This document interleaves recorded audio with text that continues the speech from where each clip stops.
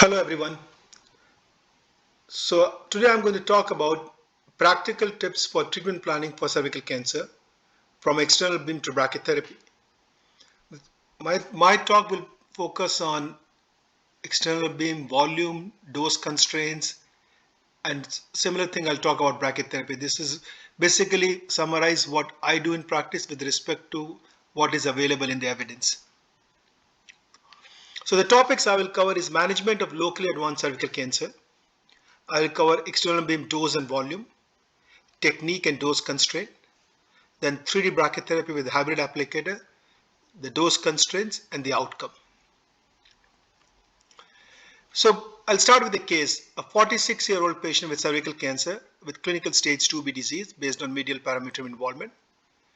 The histology shows poorly differentiated adenocarcinoma, adenosquamous carcinoma. Like for a radiation oncologist, we don't change management much based on histology, but one thing that being said, we do tend to give higher dose to adenocarcinoma based on the retrospective data showing local control is inferior in comparison to squamous cell carcinoma. So I tend to aim for a D90 of 90 and above for adeno, in contrast a D90 of 85 and above for squamous.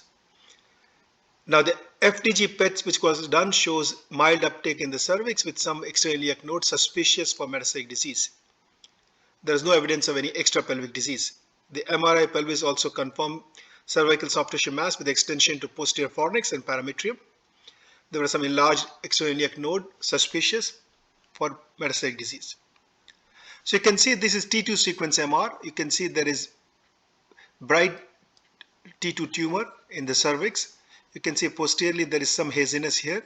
Now this is dark cervical stroma. If it is intact, then the parameter is intact. But if there is some break in the continuity, then that is suspicious for parametrium involvement. And this is a sagittal view again showing cervical mass in the ectocervix and endocervix.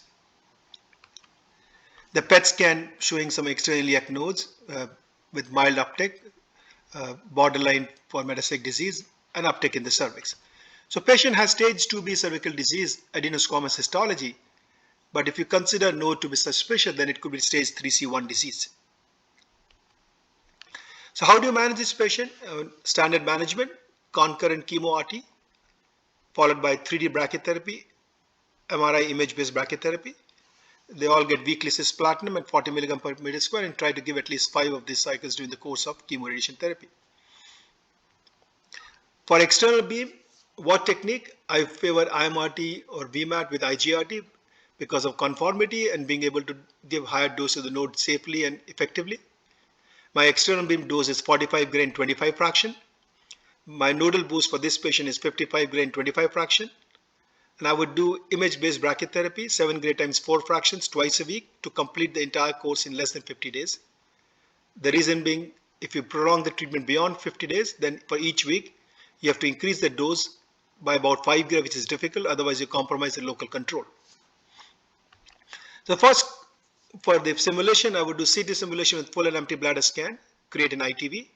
The ITV for the primary would be uterus, cervix, upper vagina, and parametrium in full and empty bladder scan. The nodal volume I'll contour in full bladder scan because I would like to treat the patient in full bladder scan. The PTV would include CTV nodal region plus ITV plus 5 mm with daily CBCT. And the dose is 45 gray in 25 fraction. Now why 45 gray? Why not 50 gray?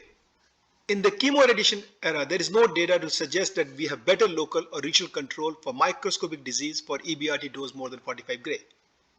Most of the studies which were done in non-chemo RT era use 50 gray, but we do know that when we give 50 gray in comparison to 45 gray, there is higher GI toxicity, higher vaginal morbidity, and higher risk of pelvic insufficiency fracture.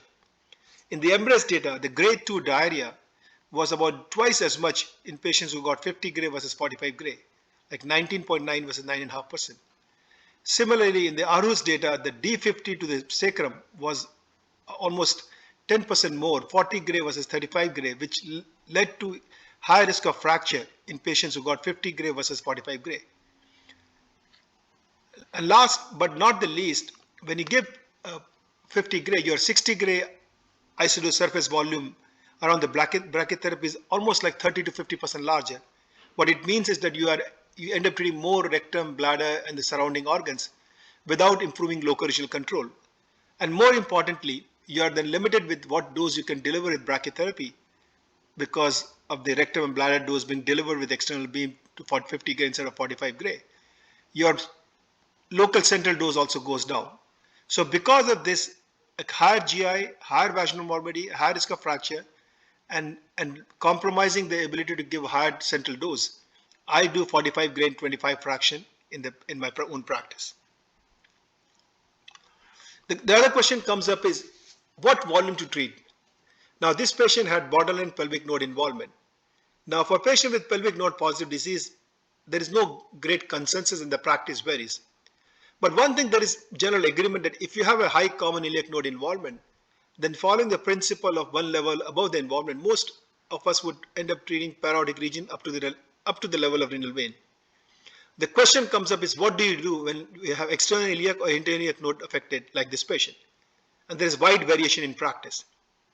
One approach is to treat the entire common iliac region, like going one above the level of involvement, which is what a lot of people do.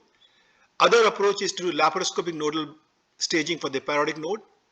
And if you find parotid nodal disease, then you extend the volume. If not, you treat up to common iliac. The downside of this approach is it has potential to delay the initiation of treatment because of surgical procedure. But that being said, it gives you a better insight of what volume to treat. And last but not the least is to treat parotid region prophylactically. The rationale behind that is if you look at PET scan in patients with pelvic node positive disease and parotid negative disease, the negative predictive value of PET scan is about 75%. So there is about 1 in 4 or 1 in 5 chance that there could be microscopic disease in the parotid region in patients with pelvic node positive disease, more so in patients with multiple pelvic node positive. Besides, in the EMBRACE-1 data, the risk of isolated parotid failure was increased in patients with common iliac nodal involvement or more than 2 pelvic node if the parotid was not treated. Based on this, in the recently completed EMBRACE-2 study, they treat parotid region prophylactically for patients with more than 2 node positive or anybody with common iliac node involvement. There is no prospective data to guide us. The retrospective data suggests that in patients with pelvic node positive disease, prophylactic parotid treatment up to the renal vein improves disease-free and overall survival. But that being said, we lack from any prospective data in this setting. My approach is more closer to EMBRACE-2, that in patients with multiple pelvic node or common iliac node involvement, I treat parotid prophylactically. This patient had only 1 or 2 external iliac borderline node, so I would only treat up to common iliac nodal region because it's less than 3 node and it is involving external iliac rather than common iliac. The third question which comes up for external beam is, do we need to do parametrial boost?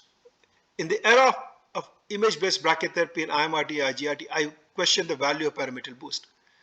Most of the data for parametrial boost showing better outcome was in 2D era when we did 2D brachytherapy and 2D external beam volume.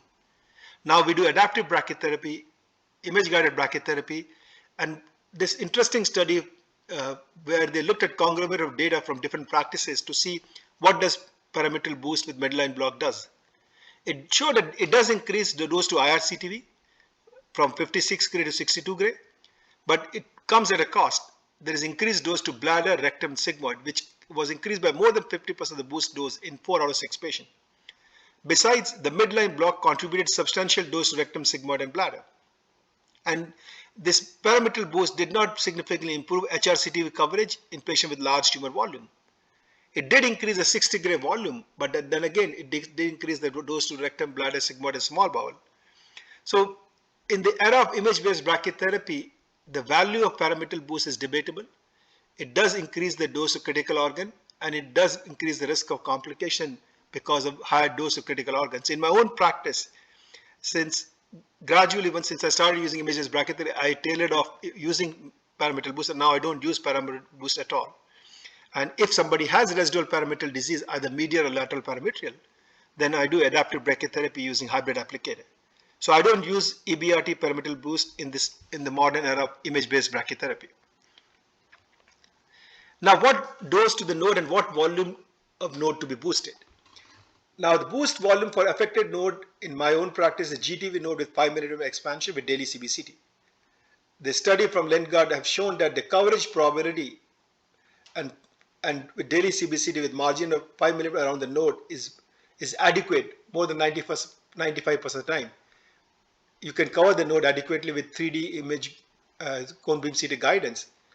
And more importantly, you can decrease the dose to bone and small bowel. So with increased probability of coverage with daily image guidance and less dose to small bone and bone, I use 5 mm margin expansion. But that being said, if I see a critical organ abutting the node, so like small bowel, duodenum or sigmoid, then I limit 5 mm expansion to one wall of this organ.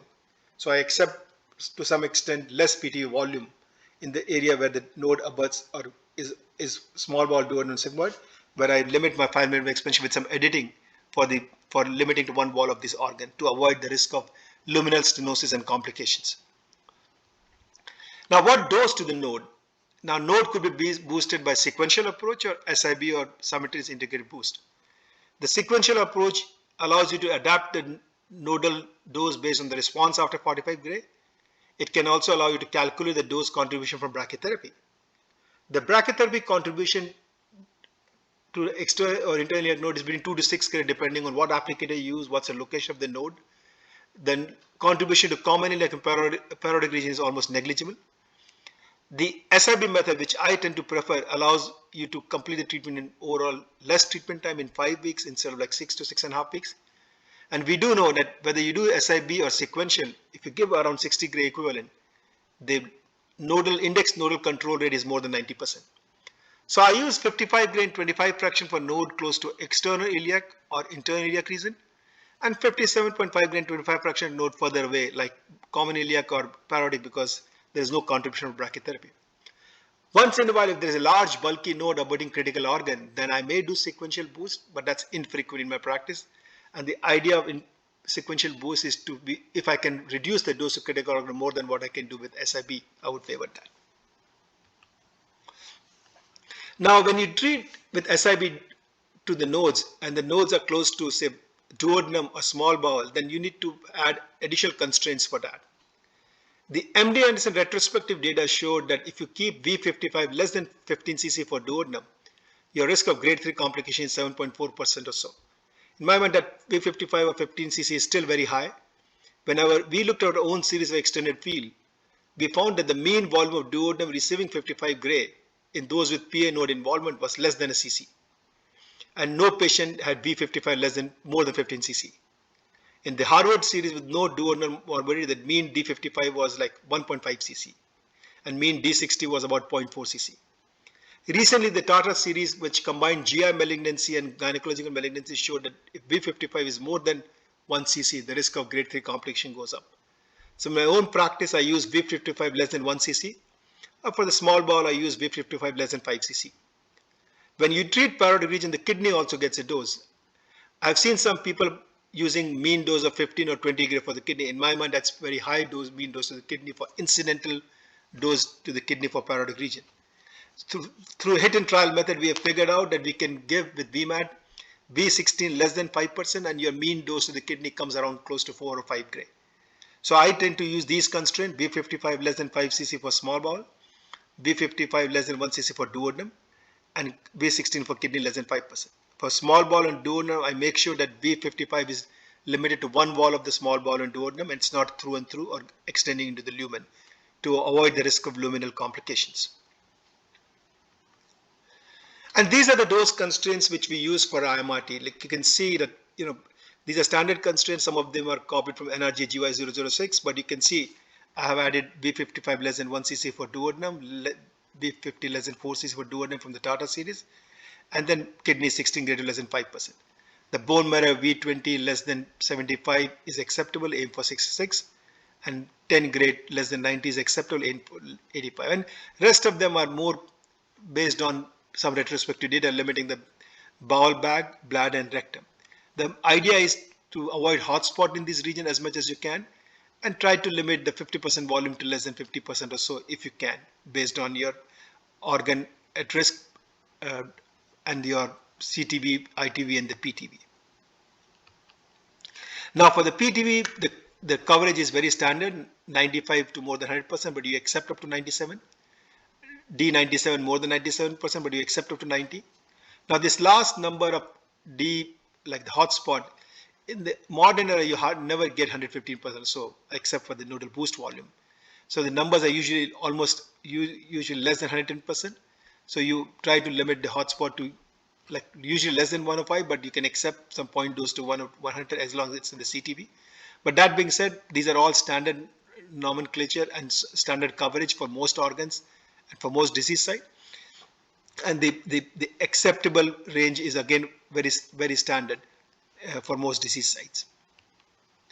Now you can see this blue volume is the ITV plus nodal CTV. So this is the nodal CTV including external iliac, obturator, and the internal iliac. And this is the ITV including uterus, cervix, and parametrium. And the PTV is on top of that, a 5 millimeter margin on the entire ITV plus CTV. So you can see that in this patient with 2 external iliac node involvement, we went up to common iliac. And you can see I don't use the bony landmark. I discourage using the bony landmark. I would say use the bifurcation of the aorta as a landmark. So you can see it could be L3, L4, it could be L4, L5, it could be mid of L4 depending on the bifurcation. So you are treating a common external, internal, presacral, and all the way up to uterus, cervix, and upper vagina. And this is the PTV volume.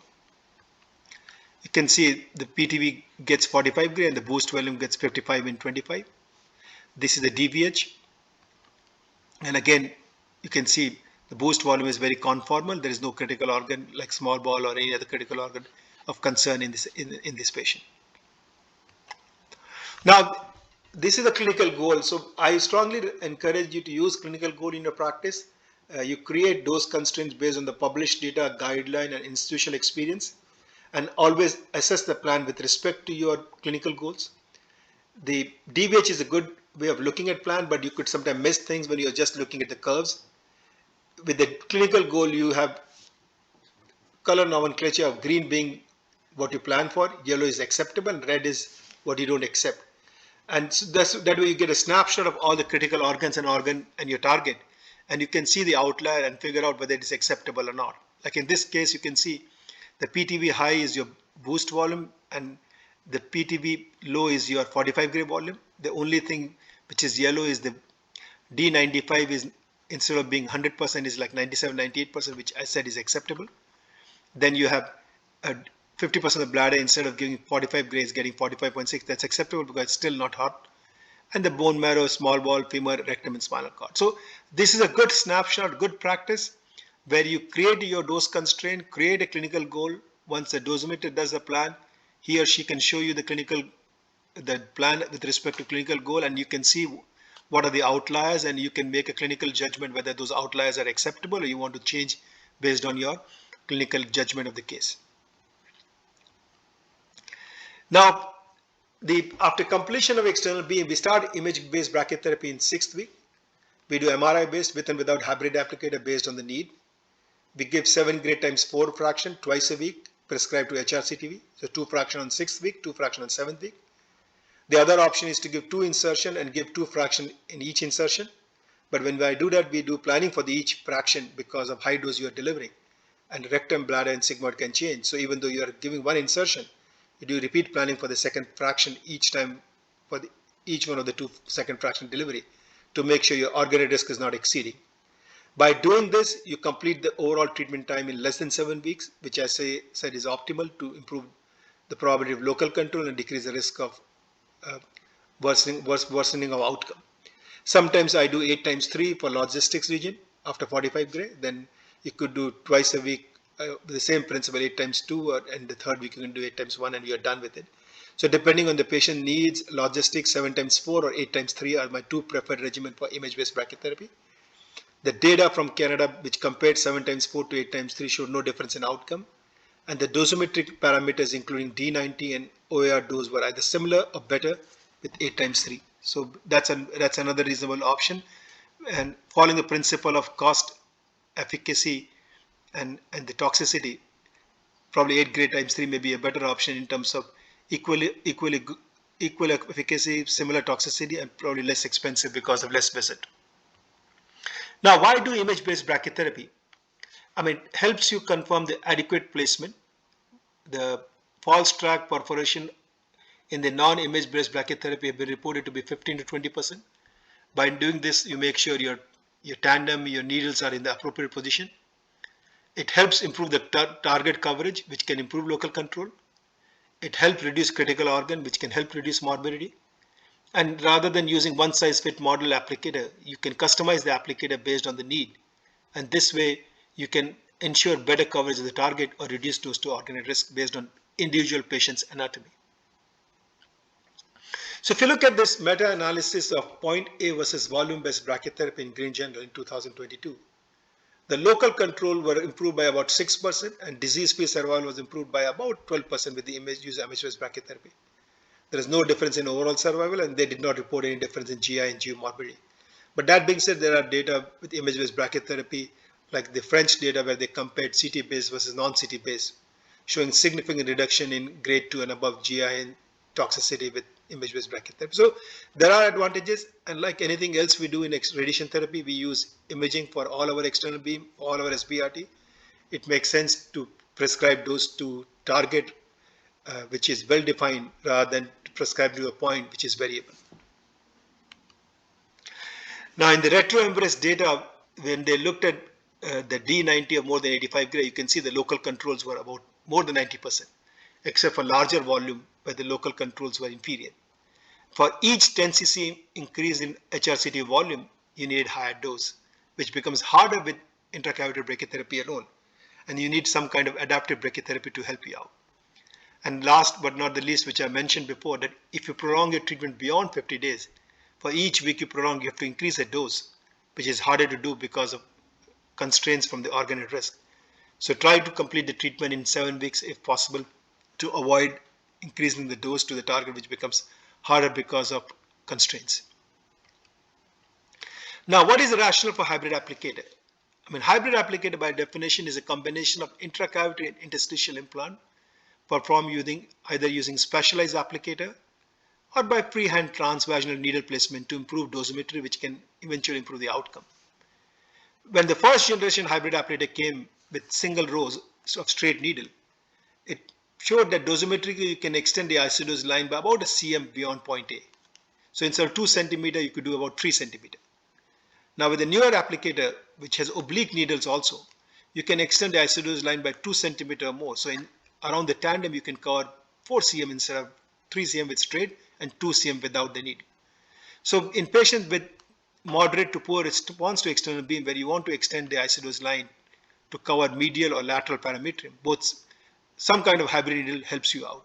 And you can achieve that without exceeding the dose to critical organs.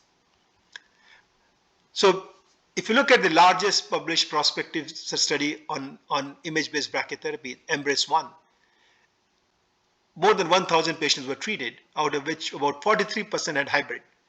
The overall treatment time was 46 days. The D90 average was 90 gray and HRCT average was 28 gray.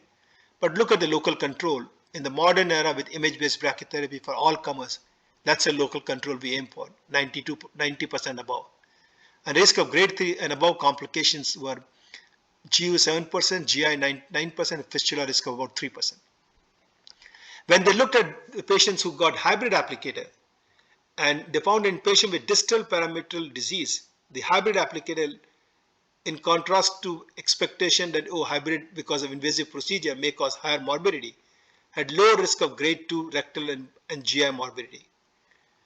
It was able to achieve higher dose to the target in comparison to intracavitary alone. Like you can see about 15% improvement in dose from 83 gray to 92 gray. And for each local control of patient with HRC in more than 30 cc, it led to 10% better local control. So improved dosimetry with hybrid, less complications, and better local control. So in appropriate patients, hybrid applicator improves therapeutic ratio significantly. And which are those appropriate patients? Bulky central disease as measured by HRCT with more than 30 cc. Eccentric location of tumor. The tumor may be less than 30 cc, but it's either more anterior or more posterior, where central tandem is not the appropriate way to treat without exceeding rectal and bladder dose. They have residual medial or parametrial disease, which can sometimes not be covered by intracavity alone. Mid and lower vaginal disease, or sometimes the anatomy is not suitable. So not infrequently, you may need hybrid applicator. And in the EMBRACE 1, it was 43%, but in the EMBRACE 2, because of aiming for higher dose to the target and less dose to critical organ, the need for hybrid has gone up much more than what was seen in EMBRACE 1. Now, why that's the case? Because if you look at EMBRACE 1 data, the D2CC less than 65 gray of the rectum decreased the risk of grade 2 morbidity to less than 5%. When the D2C was more than 75 gray, the fistula rate is 12.5%. So it's significant increase in fistula as your D2CC to rectum goes up, which becomes harder to achieve as your target becomes larger with intracavity alone. So if you look at the data, the D2CC less than 65, 5%. D2CC 75 and above, 30% grade 2 and above with 12.5% fistula risk. D2CC bladder 80 and below, 10% grade 2 and above. And rectovaginal point, which is the ICU rectovaginal point, 20% grade 2 stenosis. So you can see that, like when the study started, the JCastro guideline used to say D2CC is less than 75 and less than 90. But now we have come down because we see from EMBRACE data that 80 and below keeps a grade 2 complication low and 65 and below keeps a grade 2 complication low. To achieve these constraints, sometimes very hard to do with routine intracavity applicator. So to improve therapeutic ratio, to aim for a D90 of 85 to 90, and to be able to keep rectum D2CC and bladder T2CC less than 65 and 80 gray, you need hybrid applicator with image-based brachytherapy. And you can see that reflection in the dose schedule, like when the ABS guidelines we wrote in 2012, they said D90 of 80 and above. The NCCN said 80 and above for smaller tumor and 87 and above for larger tumor. In EMBRACE 2, they're aiming for a D90 of 90 and above, with the lowest number being 85 and above. And for that reason, the only centers which were doing hybrid were allowed to be part of EMBRACE 2. Now, not only that, you are also aiming for a D98 for GTV more than 95 gray. The point is they want 65 and above, but we do not know the significance of that. But that being said, you can see there is so much variation in the point A dose compared to what the target gets and what's a D98 in the critical organ gets. For the organ at risk, when the 2012 ABS guideline came out, the D2CC was 75, but now we know we aim for 65. The D2CC of bladder was 90, now we know we aim for 80. So we have come down the critical organ dose by 10 to 15% because of the prospective data showing that risk of grade 2 and above complication is a function of D2CC dose. And that's why we are using more hybrid applicator in the practice to achieve those constraints. The old ICRU rectovaginal point you try to keep it to 65 and below to decrease the risk of vaginal stenosis. So, and the D2C of rectum sigmoid has not changed much because sigmoid is a moving target, a moving organ at risk. What you get is a worst case scenario, and we have not found a correlate with the toxicity because of the fact that not the same loop of sigmoid get the dose each time. But rectum and bladder, we do have a correlate for the toxicity for those dose constraints. Other than that, the additional dose constraint, as I mentioned, is ICRU rectal point, keeping point dose to 65 and below to decrease vaginal stenosis to less than 20%. The old ICRU bladder point has also significance. You try to limit to less than 80 gray or less than 75 gray to reduce the risk of incontinence urgency. So not only D2Cs of bladder and rectum is important, ICRU rectal point is important for vaginal stenosis, and ICRU bladder point is important for incontinence and urgency. Ureter data will be published recently showing that the ureter anatomy can vary, and in patients with uninvolved ureter, that means those who don't have hydronephrosis, the point dose to the ureter varies significantly based on the location, and if you can limit point dose to less than 77 gray, you can decrease the risk of ureteral stenosis or benign hydronephrosis. So you can see these are three separate patients. In this patient, the ureter is involved. You can see in this patient, ureter is a bit lateral. In this patient, you can see the ureter becomes a bit more median. So depending on the individual patient, the ureter position can vary. What we showed that you can contour ureter on the MRI safely and effectively, and you can monitor the dose. And in patients with uninvolved ureter, you can try to avoid the hotspots. In those who have involved ureter, you warn the patient about risk of hydronephrosis because cancer control is more important. But in these two scenarios, you can probably do some adjustment to your dose to help out.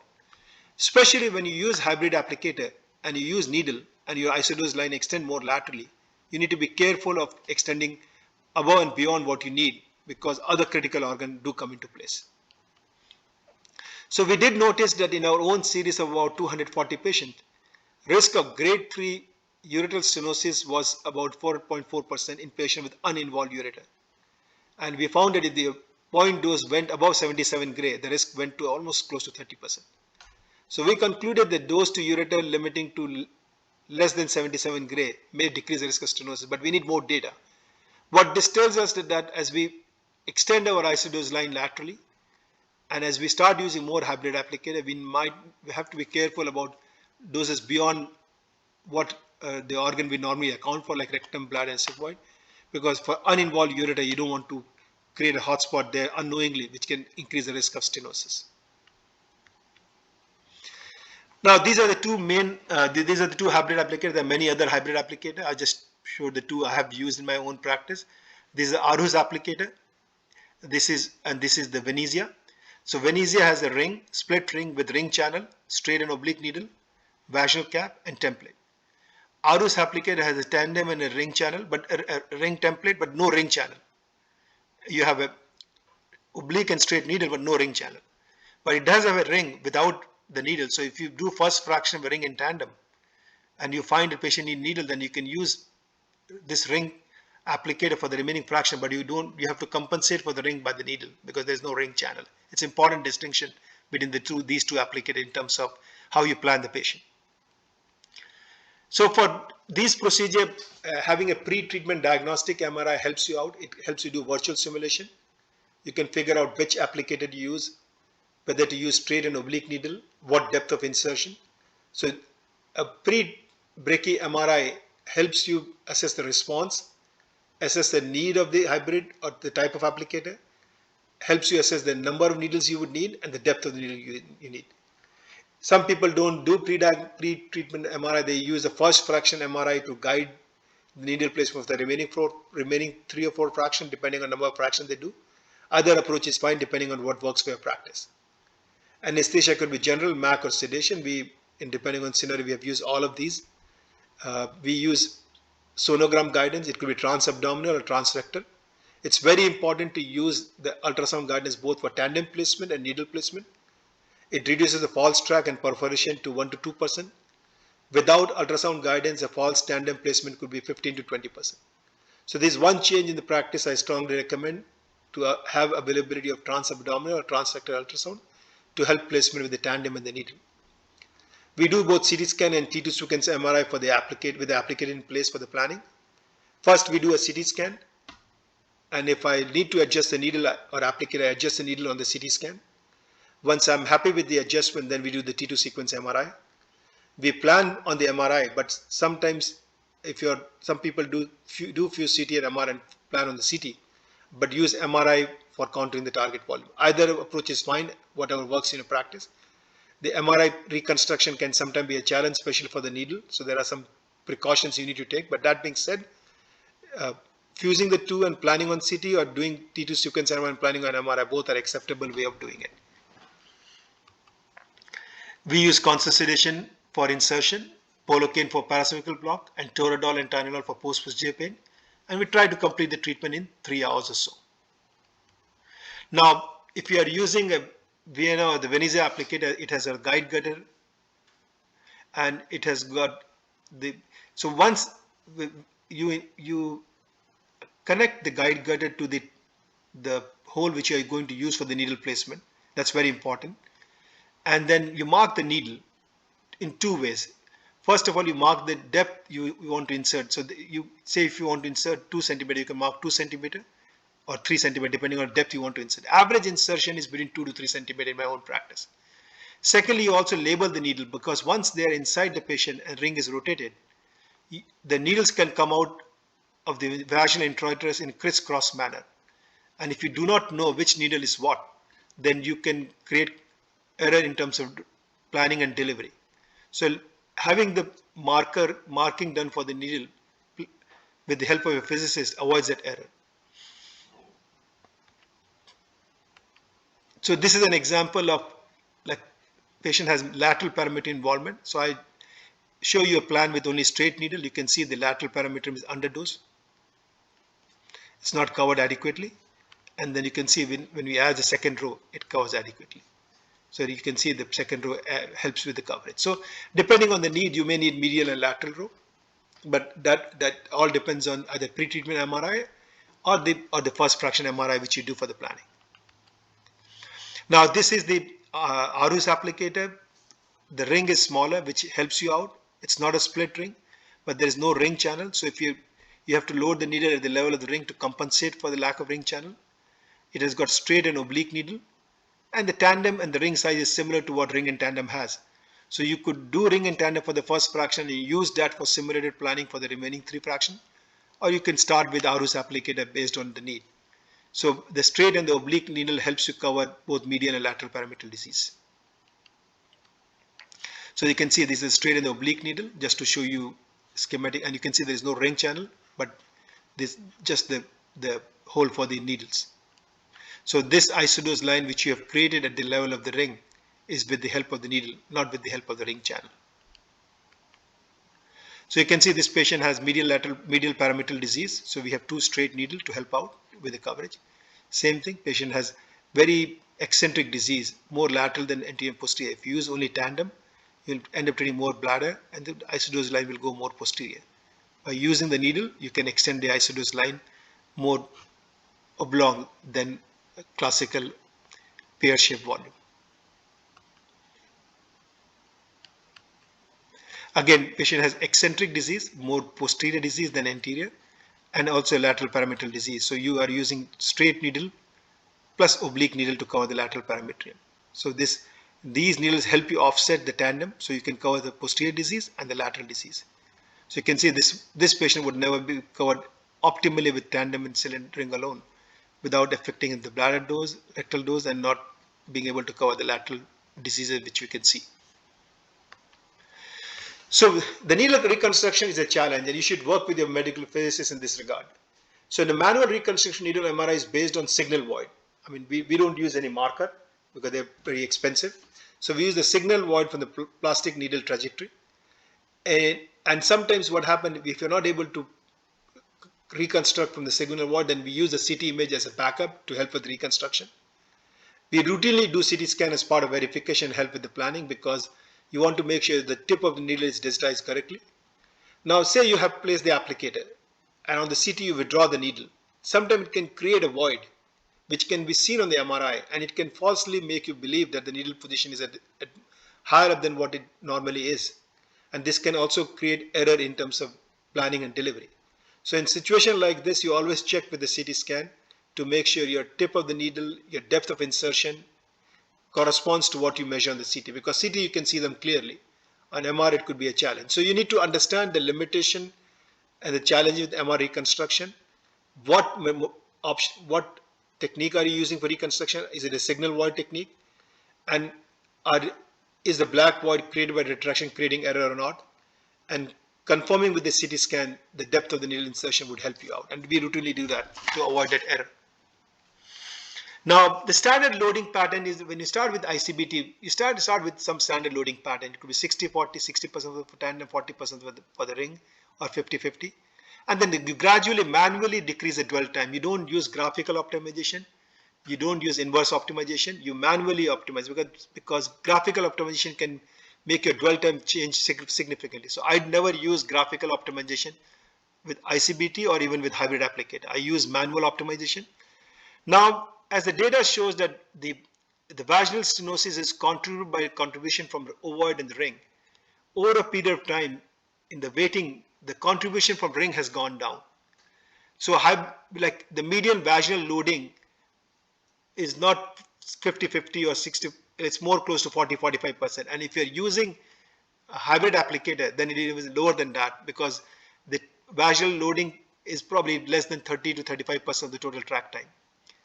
And that helps you decrease the vaginal dose, and that helps you decrease the vaginal stenosis. But that being said, there's no hard and fast number. These are guidance based on your applicator which you use, the technique which you use, and the disease status. But that being said, there is some de-escalation of contribution from the ring or the ovoid to decrease the risk of vaginal stenosis.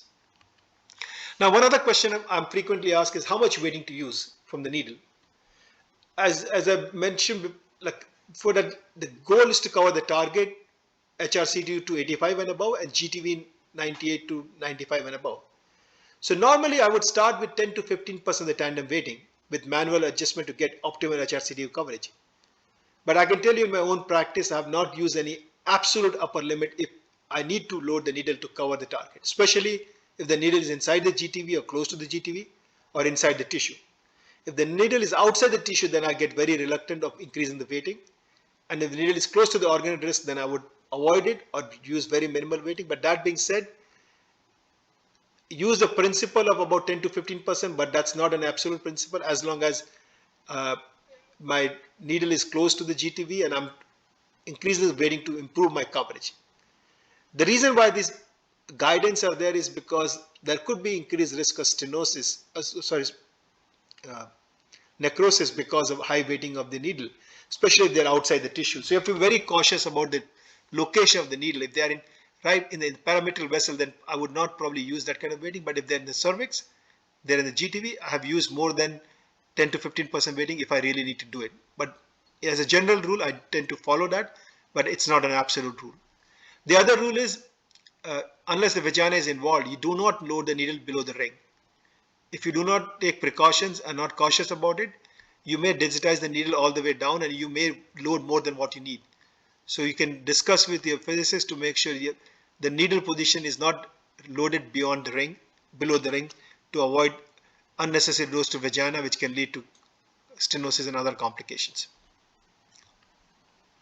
Now, I showed you the clinical goal with external beam. I follow the same principle of clinical goal with brachytherapy. It's important to understand that this clinical goal I created for 45 gray and 25 fraction, followed by 7 times 4. But if you give 50 gray, then the goals will be different.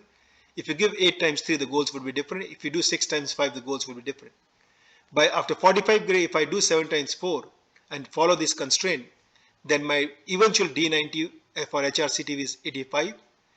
The D98 for GTV is 95. D2CC for bladder is 80 and D2C for rectum is 65.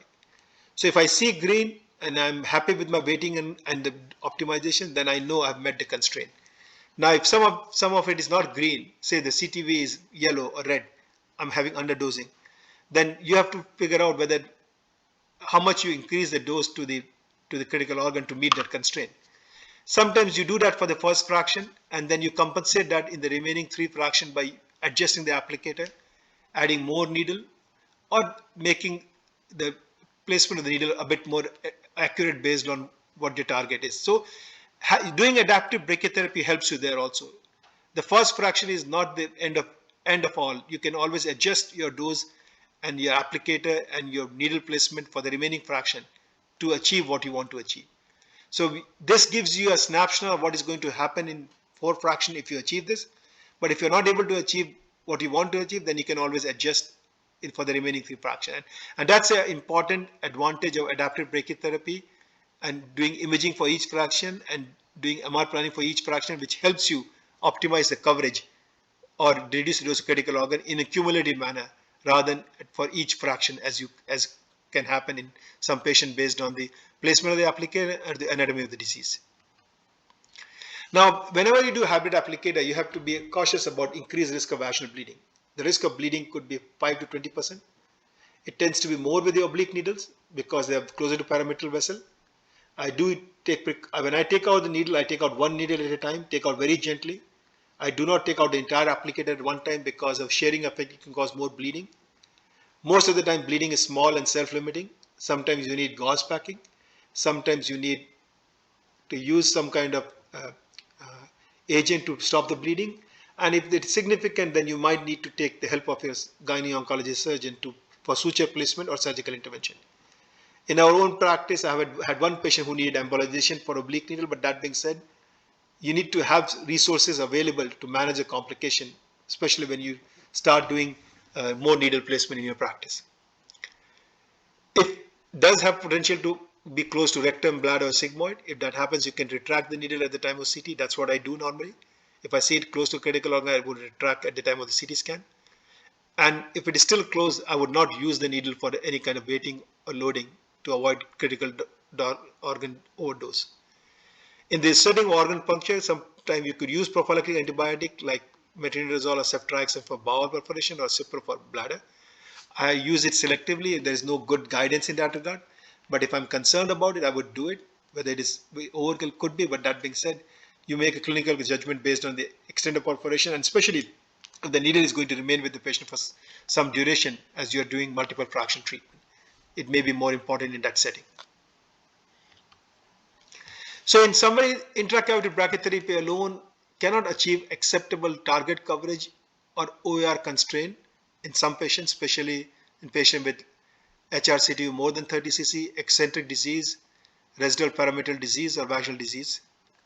The hybrid applicator allows you to improve therapeutic ratio by increasing D90 and facilitating lower dose to organ risk, which can lead to better local control and less morbidity, as seen in EMBRACE data.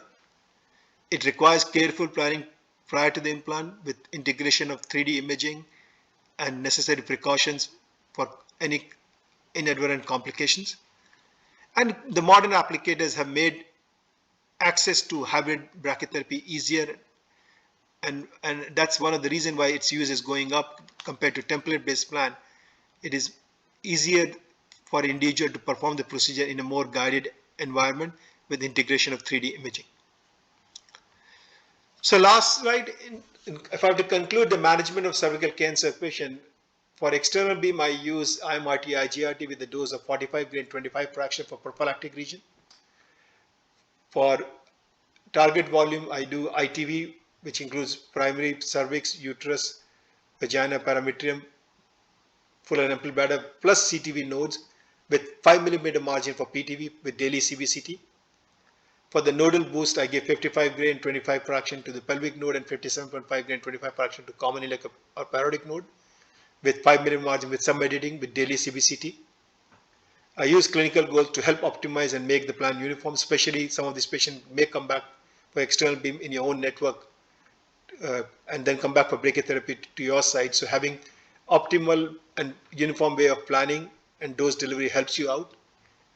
And using clinical goals helps you identify and be objective in terms of your dose evaluation. The MR-based adaptive brachytherapy, either 7 gray times 4 in twice a week or 8 gray times 3, to complete the entire course in less than 50 days is important. The integration of 3D imaging and hybrid brachytherapy improves therapeutic ratio for managing cervical cancer patients. So I hope this summary helps you in terms of evaluating and managing a patient of locally advanced cervical cancer patient with both the combination of external beam plus brachytherapy. Thank you. Thank you for listening.